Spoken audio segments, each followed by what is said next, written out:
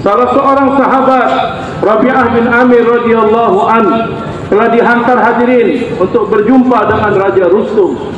Apabila dia sampai di depan gerbang kerajaan, maka tentera-tentera telah melihatnya dan dia menaiki satu ekor keledai. Maka mereka telah memberhentikannya.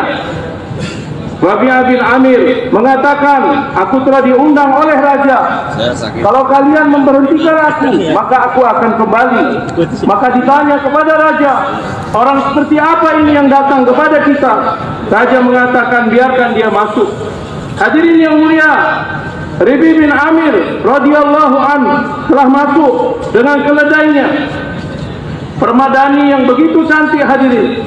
Maka dia telah berjalan di atas permadani tersebut sampai kepada raja untuk menambatkan keledainya. Maka dia melihat bantal raja, yang mana raja bersandar di bantal tersebut. Maka bantal itu diambil, kemudian dikoyak, kemudian dia telah mengikatkan keledainya di bantal tersebut. Hadirin yang dimuliakan Allah, raja mengatakan, Rustum telah mengatakan, kami telah mendengar kamu ini orang-orang Islam adalah orang yang miskin, orang yang fakir. Kembalilah kamu, kami akan menyediakan makanan 1 tahun untuk kamu. Hadirin, mendengar perkara ini, Rabi'ah bin Amir radhiyallahu anhu mengatakan, wahai raja, kami datang bukan untuk meminta makanan kepada kamu, tapi kami datang menginginkan bagaimana di seluruh permukaan bumi orang-orang beribadah kepada Allah Subhanahu wa taala. Allah Subhanahu wa taala juga telah menghantar kita untuk kerja yang sama. Bagaimana Islam akan tegak di muka bumi, bagaimana Al-Quran diamalkan di seluruh dunia, bagaimana iman tersebar di seluruh dunia. Tetapi hadirin, keadaan orang-orang Islam, kita sendiri yang telah meninggalkan amalan Islam, kita sendiri yang telah meninggalkan sunnah Nabi SAW. Orang-orang Islam sendiri kosong daripada keislaman. Jadi sekarang semua kita berniat bagaimana di permukaan bumi Allah Subhanahu wa taala supaya agama Allah Subhanahu wa taala ini akan tegak di muka bumi. Rabi'ah bin Amir mengatakan, wahai Rustam, kamu ucapkanlah kalimah, masuklah dalam Islam yang menjadi hak-hak kamu sama seperti mana hak-hak kami. Katakan, kalau aku tidak mau masuk Islam, bagaimana? Rabi'ah bin Amir mengatakan, berikanlah jizyah, maka kami akan menjaga kamu. Katakan, kalau aku tidak mau bayar jizyah, bagaimana? Rabi'ah bin Amir telah mengangkat pedangnya dan mengatakan, inilah yang akan membuat keputusan di antara kamu dan kami. Apakah bumi ini milik kamu atau milik kami? Iman para sahabat yang mana kemanapun mereka pergi, mereka berani bercakap-cakap, berkata di depan raja-raja yang besar. Maka iman seperti ini yang kita perlukan. Hadirin, Rustam mengatakan, bagaimana terjadi seperti ini? Satu orang saja berani bercakap menantang kita di tengah-tengah kita. Maka hadirin yang mulia, tetapi di belakangnya ada satu kekuatan yang begitu besar, yang mana bumi kita ini, tanah kita ini akan diambil dari kita. Setiap kita ini, orang-orang Islam, belajar iman dan mengusahakan iman, dan kita akan bergerak di seluruh dunia memberitahu kepada orang-orang Islam untuk mendoakan iman mereka dan mengusahakan iman wujud kepada setiap orang-orang Islam di seluruh dunia. Hari ini hadirin, usaha atas iman, mengamalkan imannya, usaha atas Al-Quran dan mengamalkan Al-Quran dalam kehidupannya, usaha atas sunnah Nabi SAW dan mengamalkan sunnah dalam kehidupannya, maka Allah akan memberikan pertolongan kepada umat ini 10 kali lipat pertolongan yang Allah Ta'ala telah berikan kepada para sahabat. Kita mempunyai takrir iman, pembicaraan iman. Dahulu para sahabat, begitu saja mereka masuk dalam Islam, maka mereka akan langsung buat usaha dan belajar perkara iman. Agar Siddiq radhiyallahu an masuk dalam Islam, maka Abu Bakar bertanya kepada Nabi, ya Rasulullah, apa kerjaku sekarang ini? Maka Nabi mengatakan, apa yang menjadi kerjaku, itulah yang menjadi kerja kamu. 9 orang telah dibawanya masuk dalam Islam. Kita buat dakwah tapi tak mampu membawa saudara-saudara kita ke dalam masjid, hadirin. Mengapa? Hari ini hadirin, iman kita begitu lemah, dakwah kita begitu lemah, maka begitu penting kita belajar dan usaha atas iman. Dimanapun mereka berada, pertolongan Allah telah datang bersama mereka. Tapi ini karena Allah dalam Futuhat Syam telah tertulis bahwasanya para sahabat hanya sedikit bilangan dan mereka telah dikepung oleh musuh. Maka satu orang telah berdiri dan mengatakan, ya Rabbi Muhammad, wahai Rabbnya Muhammad, bantulah umat Muhammad sallallahu alaihi wasallam. Maka mereka melihat ada awan yang datang dan telah keluar suara yang gaib mengatakan, berikanlah berita gembira, sungguh Allah Subhanahu wa taala telah membantu umat Muhammad. Mereka adalah orang-orang yang beriman, bergerak untuk perkara iman. Maka begitu juga untuk kita dan untuk semua orang-orang Islam, begitu penting belajar iman. Selalu dibantu Allah Subhanahu wa taala. Dalam keadaan bersendirian, Allah taala membantunya. Di dalam jemaah, Allah Subhanahu wa taala membantunya. Para sahabat, mereka bergerak, berjalan di muka bumi dan pertolongan Allah datang kepada mereka. Datang pertolongan Allah kepada mereka. Diberikan perintah solat kepada para sahabat. Ketika perintah solat datang kepada para sahabat, maka mereka begitu bergembira.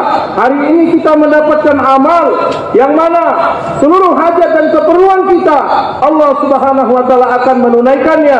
Nabi sallallahu alaihi wasallam telah memutuskan para sahabat hubungan mereka dengan dunia, dan Nabi SAW telah menghubungkan para sahabat dengan zat Allah Subhanahu wa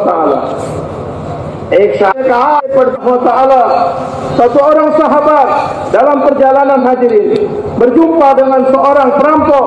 Perampok ini mengatakan, pertama aku akan membunuh kamu, kemudian mengambil harta bendamu. Maka sahabat mengatakan, izinkan aku untuk sholat 2 rakaat. Hadirin yang dimuliakan Allah, maka dia pun sholat 2 rakaat. Dan perampok mengatakan, begitu banyak orang-orang sebelum kamu, mereka pun telah sholat 2 rakaat, tetapi sholat mereka tidak memberikan kesan apapun. Hadirin yang mulia, maka dia pun telah mengerjakan sholat 2 rakaat. Di dalam sholatnya dia meminta kepada Allah, meminta pertolongan daripada Allah. Allah Subhanahu wa taala telah mengutus malaikat yang berada di langit keempat. Bahkan malaikat di langit yang keempat meminta kepada Allah, wahai Allah, ada seorang hambamu yang mana dia memerlukan pertolongan. Maka hadirin yang mulia, ketika dia mengerjakan sholat, malaikat yang berada di langit keempat telah turun membawa pedang yang begitu besar dan telah membunuh perampok tersebut. Badannya terbelah menjadi 2. Hadirin, ketika orang ini menyelesaikan salatnya, maka dia bertanya, sebentar, kamu jangan pergi dulu, siapakah kamu? Maka hadirin, malaikat mengatakan, ketika kamu meminta pertolongan, Allah Subhanahu wa taala telah menghantar aku, dan aku adalah malaikat yang tinggal di langit keempat. Kita pelajari, kita telah bangun rumah-rumah yang besar, kita telah membawa kendaraan-kendaraan yang mewah, begitu banyak kita pelajari di dunia ini, tetapi hari ini kita tidak belajar sholat. Hadirin, kita tidak memperbaiki sholat kita. Amaraya peranogama majma orang-orang lama harusnya dengan sholat kita, maka muhalla-muhalla, kampung-kampung orang-orang Islam harusnya berubah. Lekin hari ini kita semua belajar perkara yang lain, tetapi kita tidak belajar bagaimana sholat dengan khusyuk dan khudu. Di sini satu orang memakan rezeki yang halal, maka datanglah khusyuk dan khudu di dalam sholatnya. Apabila dia mengangkat tangan meminta kepada Allah, maka Allah tidak akan membiarkan tangan ini kembali dalam keadaan kosong. Hadirin, Nabi SAW bersabda yang mafhumnya, sholatlah kamu seperti mana kamu melihat berat aku mengerjakan sholat. Kalau kita sholat dengan khusyuk dan khudu', maka dalam setiap waktu kita akan mendapatkan pertolongan Allah Subhanahu wa ta'ala. Kita pada hari ini buat keputusan, kita akan sholat dengan khusyuk dan khudu'. Sahabat hadirin, sahabat dan sahabiat telah memperlihatkan kerja yang tidak mungkin, sesuatu yang tidak mungkin, maka telah menjadi mungkin. Hidupnya seseorang yang telah mati di dunia ini, maka perkara yang tidak mungkin.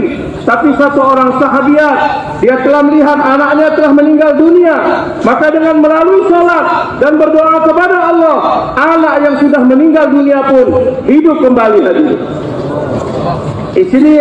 Untuk itu majma' kita adalah majma' orang-orang lama.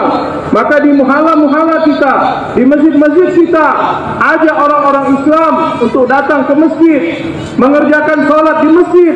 Beliau mengatakan tidak mungkin ada satu orang lama yang sudah keluar 4 bulan di muhalanya, tapi semua orang Islam, tidak semua orang Islam yang mengerjakan sholat di masjid, ini tidak mungkin.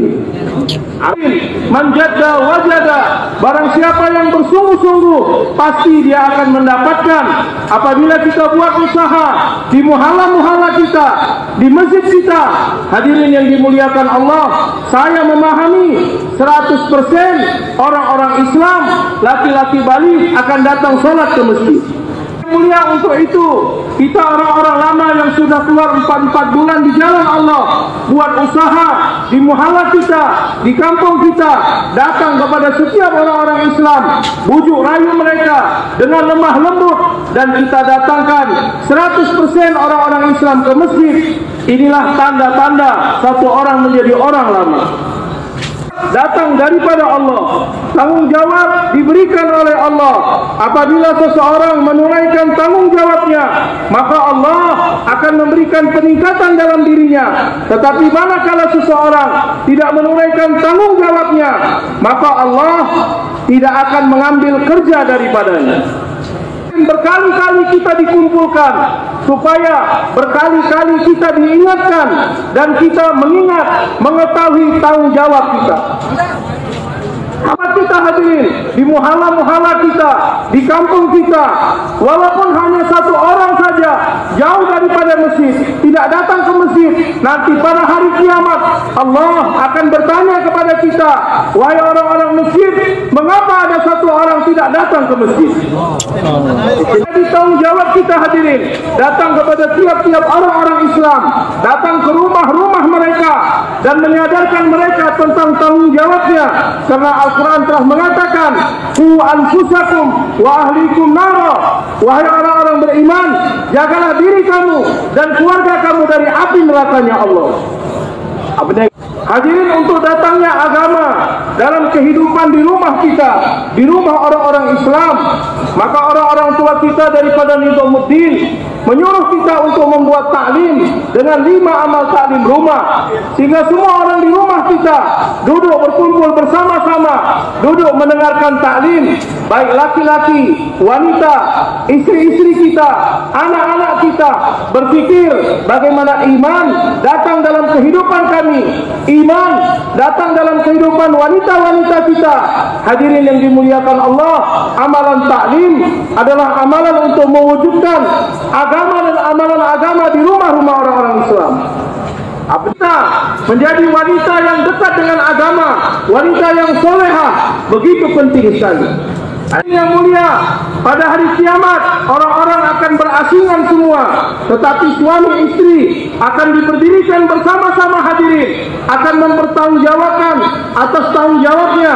Bahkan apabila seorang wanita yang mengamalkan agama, wanita yang solehah, maka dia akan masuk surga 500 tahun lebih dahulu dari suaminya.